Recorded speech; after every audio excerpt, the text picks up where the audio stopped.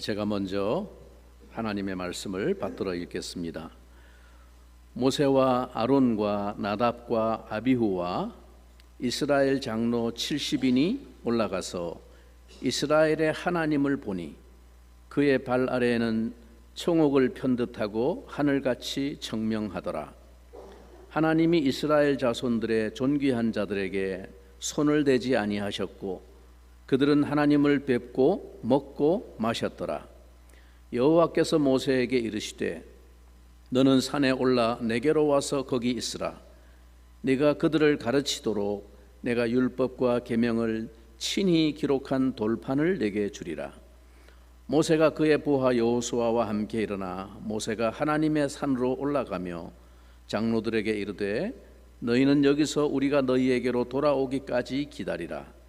아론과 훌이 너희와 함께 하리니 무릇 일이 있는 자는 그들에게로 나아갈지니라 하고 모세가 산에 오르매 구름이 산을 가리며 여호와의 영광이 시내산 위에 머무르고 구름이 엿새 동안 산을 가리더니 일곱째 날에 여호와께서 구름 가운데서 모세를 부르시니라. 산 위에 여호와의 영광이 이스라엘 자손의 눈에 맹렬한 불같이 보였고 모세는 구름 속으로 들어가서 산 위에 올랐으며 모세가 40일 40야를 산에 있으니라. 아멘.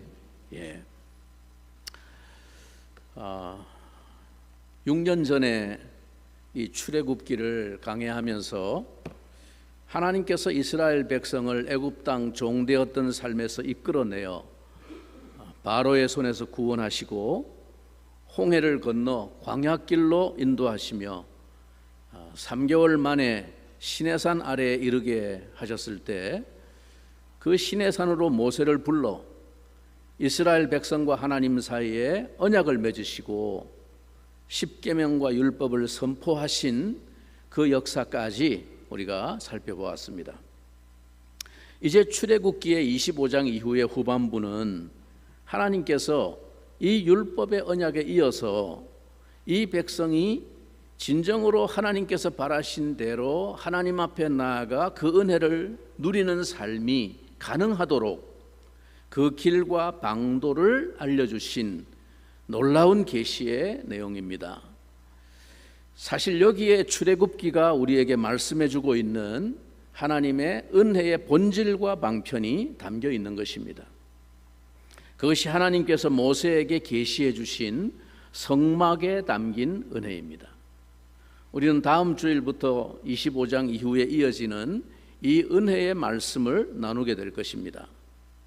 그에 앞서서 오늘은 이 시내산에서의 언약식이 있고 난 후 하나님이 이스라엘의 대표들인 70명 장로들과 제사장들을 하나님 앞으로 불러 올려 그들을 하나님의 언약 백성으로 부르신 그 은혜와 영광이 얼마나 엄청난 것인지를 맛보게 해주신 그 신비한 장면을 오늘 읽은 본문을 통해서 다시 한번 나누려고 합니다. 사랑하는 성도 여러분, 하나님께서 이스라엘을 택하시고 부르신 것은 단순히 그들을 통치하시기 위해서가 아닙니다. 하나님이 우리를 향해 가지고 계신 마음에 원하는 바는 우리로 당신과 교제하는 자 되기를 원하시는 것입니다. 이것이 본래 하나님이 인간을 창조하신 목적이고 계획이었습니다. 다른 아무 피조물도 이와 같은 영광을 얻은 존재가 없었습니다. 오직 인간만이 당신의 형상을 닮아 당신과 더불어 교제할 수 있는 존재가 되게 하셨습니다. 그런데 아담의 타락으로 말미암아 이 영광과 축복을 우리가 잃어버리게 된 것이죠. 우리가 하나님의 백성으로 부름을 받는다는 것은 오늘 이 영광이 회복되는 것을 뜻합니다. 하나님은 그것을 보여주고 싶어 하십니다. 그래서 그들을 가까이 부르셔서 교제하셨습니다. 그들은 하나님께 가까이 나아가서 하나님을 배웠고 함께 교제의 음식을 먹고 마셨다고 말합니다. 여러분, 그런데 그들이 하나님께 부름을 받고 올라가서 보게 된 하나님의 모습이 어떠했습니까? 오늘 본문 9절과 10절에 그 모습을 이렇게 설명하고 있습니다. 9절과 10절 여러분 주목해 보시기 바랍니다. 모세와 아론과 나답과 아비후와 이스라엘 장로 70인이 올라가서 이스라엘의 하나님을 보니 그의 발 아래에는 청옥을 편듯하고 하늘같이 청명하더라. 그들이 올라가서 하나님을 보았는데 그 발 아래의 광경만 묘사하고 있습니다. 즉 그들은 하나님의 얼굴을 바라보지는 못한 것 같습니다. 그 발 아래만 쳐다보았는데 그 영광이 얼마나 찬란했는지 마치 청옥을 펴놓은 것 같고 하늘같이 청명했다고 말합니다. 말하자면 그분의 발 아래로 하늘이 펼쳐져 있는 것 같았습니다. 그의 보좌가 하늘을 그 발 아래로 두고 계신 것입니다. 즉 그분은 온 천지를 그 발 아래 다스리고 계시는 참된 통치자이십니다. 그들은 하나님의 면전에 가까이 초대되었지만 그 영광에 압도되어서 그 발등상 위로는 감히 얼굴을 들지를 못했습니다. 인간은 하나님의 완전한 영광을 보고서는 살 수가 없습니다. 출애굽기 33장 20절에는 하나님께서 그토록 자주 가까이 부르시고 대면하시고 말씀하셨던 모세를 향해서도 이렇게 말씀하셨습니다. 또 이르시되 네가 내 얼굴을 보지 못하리니 나를 보고 살 자가 없느니라. 그토록 하나님께 자주 가까이 나아가는 특권을 누렸던 모세조차도 하나님의 영광을 보여달라고 간구했을 때 하나님은 손으로 그를 덮으시고 그 앞을 지나 그로 하여금 등만 볼 수 있도록 허락하셨습니다. 그런데 그토록 거룩하시고 거룩하신 그 하나님이 이스라엘 백성을 그 영광 앞으로 가까이 지금 올라오도록 부르신 것입니다. 그리고 그곳에서 함께 언약의 식사를 나누시고 영광의 교제를 함께 하신 것입니다. 그런데 지금 이스라엘의 이 장로들과 제사장들이 하나님의 임재의 영광 안에 들어가서 바라본 그 광경이 어떻게 묘사되어 있습니까? 그들이 산 아래에서 바라보았던 그 하나님의 임재는 그 영광과는 너무나 대조적이었습니다. 그들이 멀리서 바라보았던 하나님의 임재와 그 영광은 온통 그 백성들에게 두려움뿐이었습니다. 천둥과 번개가 번쩍이며 산 위에는 흑암의 구름이 자욱하게 가리웠고 산은 불붙는 것 같았다고 말했습니다.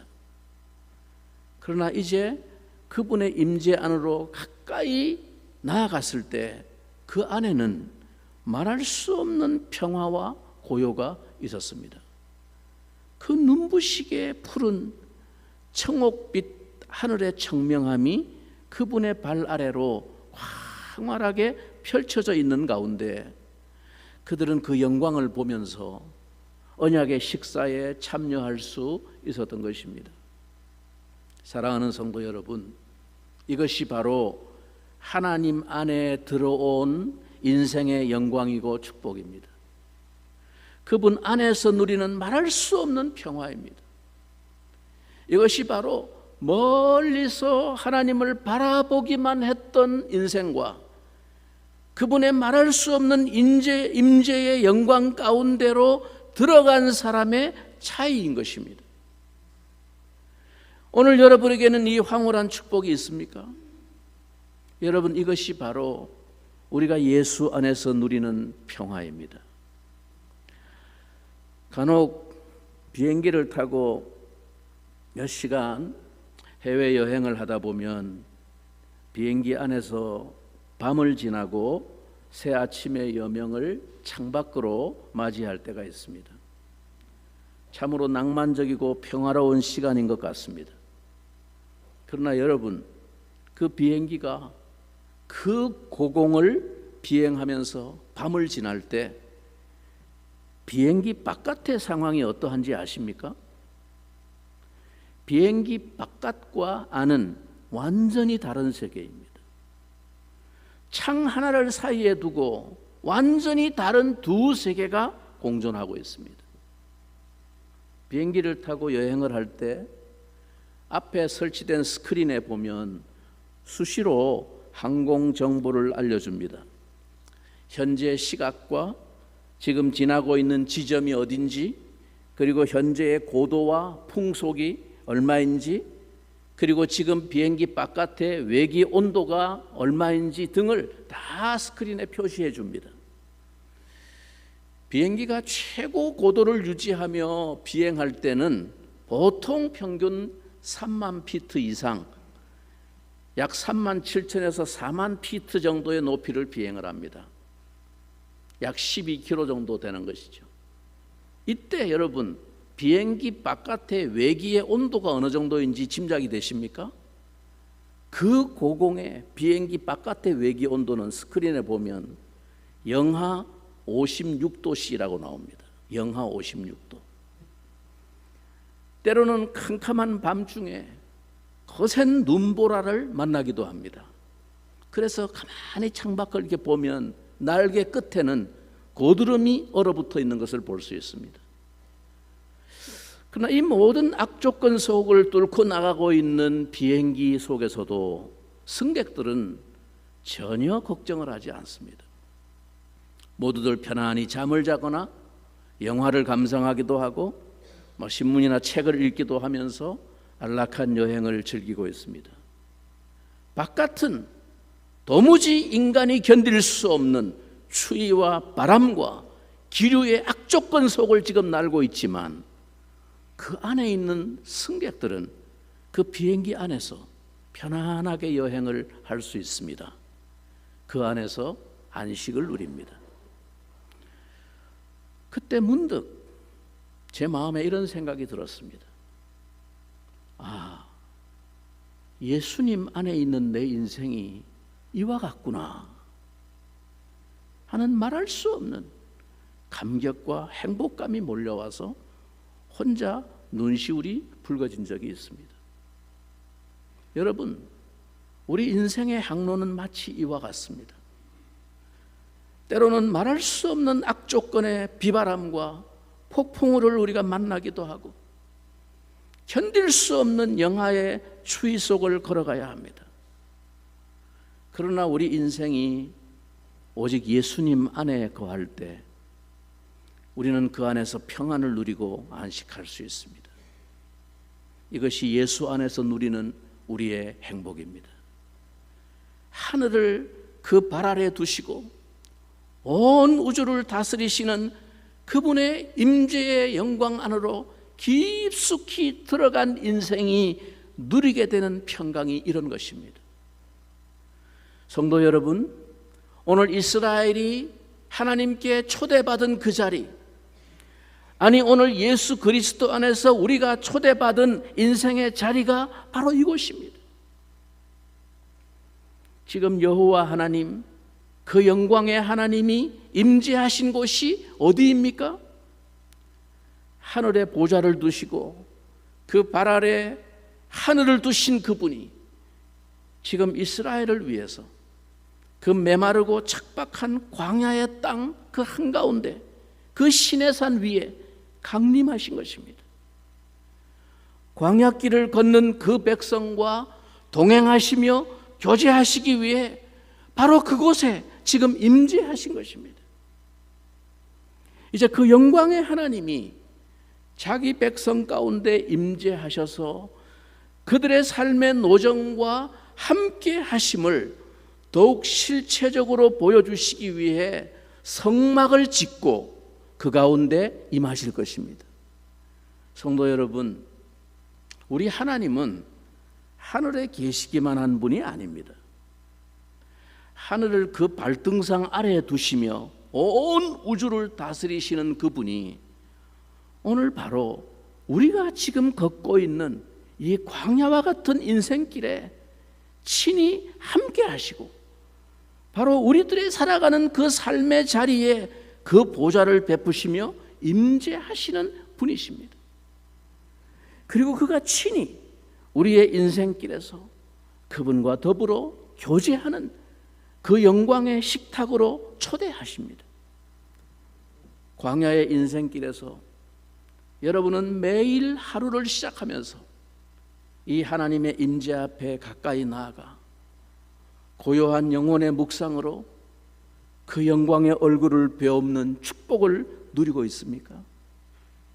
모든 먹구름과 뇌성이 그치고 지극히 고요한 청옥빛 하늘의 평화가 여러분의 영혼을 가득히 채우며 여러분의 앞길에 펼쳐져 있음을 보고 있습니까?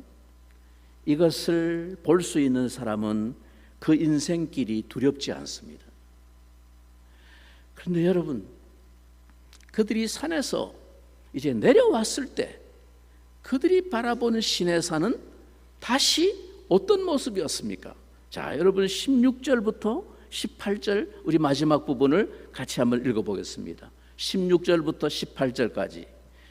여호와의 영광이 시내산 위에 머무르고 구름이 엿새 동안 산을 가리더니 일곱째 날에 여호와께서 구름 가운데서 모세를 부르시니라. 산 위에 여호와의 영광이 이스라엘 자손의 눈에 맹렬한 불같이 보였고 모세는 구름 속으로 들어가서 산 위에 올랐으며 모세가 40일 40야를 산에 있으니라.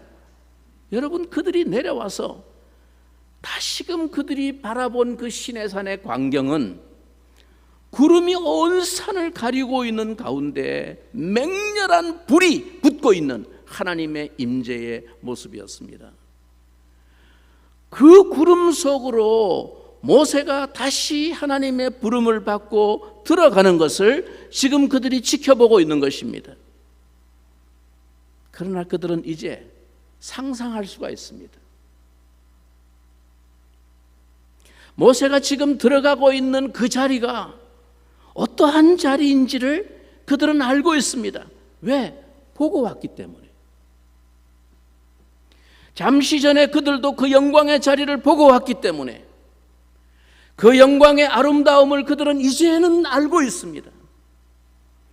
하나님은 그들과 더불어 바로 그러한 교제를 하시기를 원하신다는 것을 이제 그들이 알아야 하는 것입니다. 이제는 하나님께서 그들에게 그 맛을 보게 해주신 것입니다. 눈에 보이는 세계만이 전부가 아니라 육안으로 보이지 않는 중에도 그들은 그들이 경험한 그 영광스러운 영혼의 눈으로 그 자리를 바라보면서 확신을 얻고 날마다 그 영광을 사모하는 삶을 살아가야 하는 것입니다. 오늘 우리에게 성령으로 말미암아 그 구속의 영광을 하나님은 맛보게 해주셨습니다. 이제 우리에게는 예수 그리스도의 영원한 속죄의 제사로 말미암아 새롭게 열어놓으신 하나님의 영광의 임재 앞으로 무시로 나아갈 수 있는 길이 열렸습니다. 이것이 신약시대의 성도들의 축복이고 특권입니다. 그 지존하신 하나님의 보좌 앞으로 무시로 아바 아버지라고 부르며 나아갈 수 있는 축복이 우리에게 있는 것입니다. 언제라도 우리 영혼은 그분의 임재 안으로 들어가서 청옥빛 그 영광이 가득한 그 평화를 누릴 수 있습니다. 그분의 자애로운 얼굴 앞에서 먹고 마시는 영혼의 교제를 누릴 수 있습니다. 오늘 우리가 하나님의 임재 앞에 나아온 이 예배의 자리가 바로 그러한 영혼의 축복을 얻고 회복하는 자리가 되기를 바랍니다. 이 축복을 잊어버릴 때 우리 영혼은 다시금 어두워지고 불안에 빠집니다. 그러므로 사랑하는 성도 여러분, 하나님의 백성들의 모든 삶의 동력과 확신은 바로 여기서 시작됩니다. 하나님의 임재를 경험하는 것, 이것을 잃으면 그 영혼은 모든 것을 잃는 것입니다. 날마다 여러분의 영혼이 이 자리에 나아가기를 힘써야 합니다. 여러분의 교회 생활이 익숙해지고 역할이 많아질수록, 교회에서 중책을 맡은 자일수록 이것을 잃지 않도록 두려워해야 합니다. 그렇지 않으면 여러분의 영혼은 빈 껍질만 공허하게 남게 될 것입니다. 하나님은 이스라엘의 제사장들과 백성의 장로들 70명을 먼저 이 영광 가운데로 부르셨습니다. 중책을 맡은 자들일수록 먼저 이 하나님의 임재의 영광에 사로잡히지 않고는 빈 수레와 같이 공허한 소리만 내게 될 뿐이기 때문입니다. 예배 자리에 나올 때 여러분의 영혼의 유일한 관심이 오직 하나님의 임재의 영광 가운데 들어가기를 사모하고 거기에 집중해야 합니다. 다른 어떤 것으로도 이 영광과 축복을 잃지 마십시오. 그러면 우리 영혼은 놀라운 힘을 얻습니다. 모든 길이 열립니다. 이제 하나님께서 다시 모세를 따로 산 위로 부르십니다. 12절 말씀에 여호와께서 모세에게 이르시되 너는 산에 올라 내게로 와서 거기 있으라. 네가 그들을 가르치도록 내가 율법과 계명을 친히 기록한 돌판을 내게 주리라. 모세는 지금 다시금 하나님과 이스라엘 사이의 중재자로서 하나님께 나아가고 있습니다. 여러분, 오늘 모세가 왜 다시 하나님의 영광 가운데로 불려 올라갔습니까? 하나님은 이렇게 그 이유를 설명하셨습니다. 여호와께서 모세에게 이르시되 너는 산에 올라 내게로 와서 거기 있으라. 뭐 때문에? 네가 그들을 가르치도록 내가 율법과 계명을 친히 기록한 돌판을 내게 주리라. 그들을 가르치기 위해 친히 말씀을 새긴 돌판을 주시겠다는 것입니다. 그들의 삶에 새겨지도록 떠나지 않고 지워지지 않을 말씀을 주시려고 부르신 것입니다. 그래서 여러분 보세요. 모세는 하나님과 함께 40일 40야를 지내며 교제하였지만 아무것도 먹지 아니했습니다. 예수님께서도 40일 동안 아무것도 잡수시지 않은 채로 광야에서 하나님과 깊은 영적인 교제를 가지셨습니다. 그런 주님께서 사탄의 시험을 받으실 때 하신 말씀이 뭡니까? 사람이 떡으로만 살 것이 아니요 하나님의 입으로 나오는 말씀으로 살 것이니라. 모세는 이 40일 동안 그 거룩한 산 위에서 오직 하나님과 깊은 독대를 하며 영적인 교제의 영광을 누리는 동안 배고픔을 잊었습니다. 그가 이 기간 동안 무엇을 하며 지냈습니까? 그가 그 40일 동안 한 일은 오직 하나님의 입으로 나오는 말씀을 듣는 일이었습니다. 하나님이 모든 율법의 계시를 그 40일 동안 산 위에서 모세에게 들려주신 것입니다. 그것이 그 기간 동안 그의 양식이었습니다.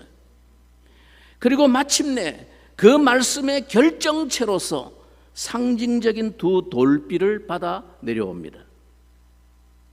이것은 바로 이제 이후로 이스라엘, 그들이 진정으로 삶의 양식으로 삼아야 할 것이 무엇인지를 보여주신 것입니다.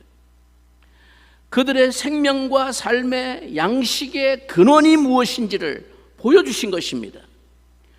우리들을 죽지 않게 하는 참된 양식은 밥이 아니고 물질이 아닙니다. 오직 그분의 입에서 나온 말씀입니다. 오늘 이 모세의 이야기가 말해주고 있는 메시지입니다. 사랑하는 성도 여러분, 오늘 우리와 함께 하시는 보혜사 성령님은 바로 우리에게 이와 같은 영광의 삶을 위해서 말씀으로 다시 오시고 동행하시고 있습니다. 여러분이 예수 안에서 얻었던 그 행복, 그 평화를 맛보셨습니까? 여러분은 그 영광과 축복을 사모하십니까? 그것을 놓치지 않기 위해 성령님은 오늘 여러분의 신비에 그 말씀을 새겨 주시려 합니다. 모세가 40일 40야를 아무것도 먹지 않고 지냈지만 하나님과 깊은 교제의 축복 속에 일생의 가장 황홀한 시간을 보내었던 것처럼 하나님께서 우리를 부르신 목적은 이 위대하고 영광스러운 교제에 있습니다. 바로 그것을 위해서 지금 그 영광의 하나님이 광야의 시내산 위에 강림하신 것입니다. 하나님은 너무나도 크시고 거룩하신 분입니다. 그래서 그분이 임재하시는 곳에는 그 영광을 감당할 수가 없어서 맹렬한 불이 붙는 것 같았습니다. 그러나 그 위대하신 하나님이 친히 초라하고 척박한 광야의 한복판에 보좌를 베풀고 임재하신 것입니다. 무엇 때문입니까? 그 광야를 지나고 있는 자기 백성과 함께 하시기 위해서입니다. 오늘 우리 앞에 놓여 있는 인생길이 광야와 같은 인생길이 아닙니까? 그러나 하나님이 바로 그 삶의 현장에 그 광야와 같은 인생길을 걷고 있는 자기 백성과 함께 하시기 위해서 그 범접할 수 없는 영광의 하나님이 친히 우리 가운데 임재하신 것입니다. 오늘 하나님은 바로 시내산 공동체인 우리들의 교회에 함께 하시기 위해 그 영광의 보좌를 이곳에 베푸시고 임재하시는 것을 믿으시기 바랍니다. 하나님의 영광이 그토록 강렬하게 시내산 공동체 위에 임하셨지만 세상은 그것을 보지 못했고 알지 못했던 것처럼 오늘날도 하나님은 친히 그 보좌를 당신의 백성들인 교회 가운데 베풀고 계시지만 세상은 그것을 알지 못합니다. 그러나 하나님은 바로 그곳에서 온 우주를 자기 발 아래 다스리고 계십니다. 그의 통치가 바로 그곳에서 행해지고 있는 것입니다. 근데 하나님의 보좌가 교회에 있다고 말할 때마다 자꾸 무의식적으로 이 예배당 건물을 떠올리면 안 됩니다. 하나님의 보좌가 이 건물 안에 어디 있는 게 아니에요. 그래서 목사가 앉는 이 가운데 자리, 여기가 하나님이 앉는 보좌가 아니에요. 하나님의 백성이 교회입니다. 하나님의 이름으로 모인 우리가 교회입니다. 우리가 집으로 돌아가고 나면 이 빈 건물에 하나님이 홀로 계시는 것이 아니고 우리 가운데 하나님의 보좌를 두시고 우리와 함께 하신다는 것입니다. 그래서 우리가 하나님의 이름으로 함께 모이는 이 자리가 그토록 중요한 것입니다. 하나님은 오늘도 당신의 교회와 함께 하시며 그 교회를 통하여 온 세상을 통치하시고 있습니다. 이것을 바라보는 눈이 어두워지지 않을 때 우리들의 삶은 놀랍게 힘을 얻습니다. 앞길이 두렵지 않습니다. 열방을 다스리는 하나님의 영광의 통치는 바로 오늘 그의 교회인 우리들을 통해 이루어지는 것입니다. 오늘 여러분의 삶이 광야와 같은 길을 지나고 있습니까? 아무것도 보이는 것이 없고 아무것도 보장된 것이 없는 광야와 같은 길을 여러분이 걷고 있습니까? 끝이 어디쯤인지도 보이지 않는 그 막막한 광야와 같은 길을 여러분이 걷고 있습니까? 그러나 사랑하는 성도 여러분, 아무것도 두려워하지 마십시오. 우리 하나님은 지금 저 높은 하늘의 보좌에만 머물러 계시지 않고 그 광야 한복판에 우리들 위해 강림하셔서 그 영광의 보좌를 베풀고 임재하시고 있습니다. 함께 하시고 있습니다. 주님은 여러분이 그 복된 교제 가운데로 나아오기를 원하셔서 오늘도 성령으로 그의 말씀을 들려주시고 그 말씀으로 우리의 길을 인도하십니다. 이 영광을 볼 수 있는 눈을 우리에게 열어주시기를 주님의 이름으로 축원합니다. 우리 같이 한번 기도하면 좋겠습니다. 하나님, 막막한 광야길 같은 우리 인생의 길을 걷는 동안 그 영광스러운 하나님이 우리의 삶 가운데 임재하시고 함께하고 계심을 우리가 바라볼 수 있도록, 그 영광을 바라보는 눈이 우리에게 흐려지지 않도록 성령으로 우리의 눈을 밝히시고 말씀의 빛으로 그 길을 인도해 주시옵소서. 그리하여 이 세상 남은 인생길 아무것도 두려워하지 않고 담대하게 믿음으로 승리하는 하나님의 권속들로 살게 하여 주시옵소서. 그래서 우리가 걷는 그 삶의 발자취가 세상 가운데 하나님의 영광을 선포하고 드러내는 통로가 될 수 있도록 하나님 은혜 베풀어 주시옵소서. 우리 같이 한번 동성으로 잠시 기도하겠습니다. 살아계신